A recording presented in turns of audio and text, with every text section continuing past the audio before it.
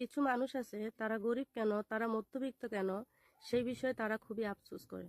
তবে আমি মনে করি গরিব বা মধ্যবিত্ত হয়ে যদি সে সুস্থ থাকে তাহলে আল্লাহর কাছে শুকরিয়া আদায় করা উচিত, কারণ সুস্থতা হচ্ছে প্রতিটা মানুষের জন্য একটা নেয়ামত। অভাব অনটন প্রতিটা পরিবারের মাঝেই আছে, যত ধনী হোক আর যত গরিবই হোক না কেন অভাব অনটন থাকবে। ঘরের কথা কখনো পরকে জানাবেন না। আপনার স্বামীর যদি ইনকাম না থাকে, সে যদি বেকার থাকে বা তার যদি ইনকাম কম হয়, সেই মুহূর্তটার সময় সেই পুরুষের মন সবসময় নরম থাকে। পুরুষ মানুষ কখনো স্বার্থপর হয় না। তারা স্ত্রীর অসুস্থতা দেখলে খুব বেশি যত্ন করে, খুব বেশি কেয়ার করে। তবে হ্যাঁ, অনেক পুরুষ করে না, কারণ সবার মন কিন্তু এক না। কিছু কিছু মন মানুষ আছে যে তার সামনে যদি কেউ একজন মাথা ঘুরে পড়ে যায় বা বলে যে ভালো লাগে।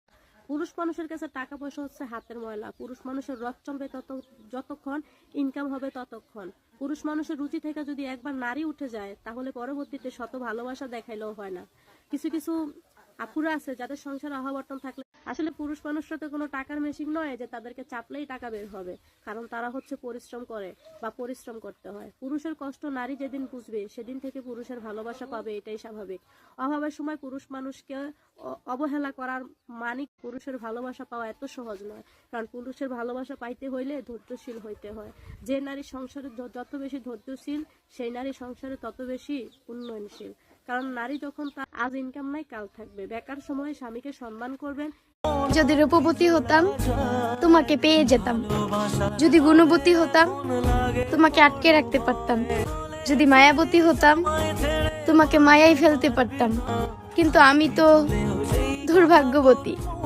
2025 সাল তো শেষ হতে যাচ্ছে। মেনশন করুন আপনি আপনার সেই প্রিয় বন্ধুটিকে যাকে আপনি কখনোই হারাতে চান না। যেই আমি সবার সাথে মিশে থাকার চেষ্টা করতাম, সেই আমি আজ সবার থেকে দূরে থাকার চেষ্টা করি। আমরা নিজের সঙ্গে নিজেই সবচেয়ে বেশি অন্যায় করি। অন্যের খুশির জন্য ছুটতে ছুটতে নিজের ভালো থাকাটাই ভুলে যাই। সবাইকে বুঝতে গিয়ে নিজের মনের কথাই আর শোনা হয় না। এক সময় হঠাৎ টের পাই যাকে সবচেয়ে বেশি অবহেলা করেছি সে আর কেউ নয়। মানিয়ে নিতে শিখলাম, নিজেকে পরিবর্তনও করলাম। পিছনে তাকায় দেখি সে নাই।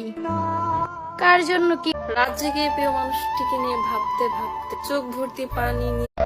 আচ্ছা জান, তুমি না আমাকে অনেক ভালোবাসো, তাহলে আমার সাথে কথা না বলে কিভাবে থাকো? তোমার কি একটুও কষ্ট হয় না? ভালোবাসাটা এমন হোক যেখানে ছেড়ে যাওয়ার চেয়ে থেকে যাওয়ার ইচ্ছেটা বেশি। তোমাকে পেয়েও কেঁদেছিলাম, তোমাকে না পেয়েও কাঁদছি।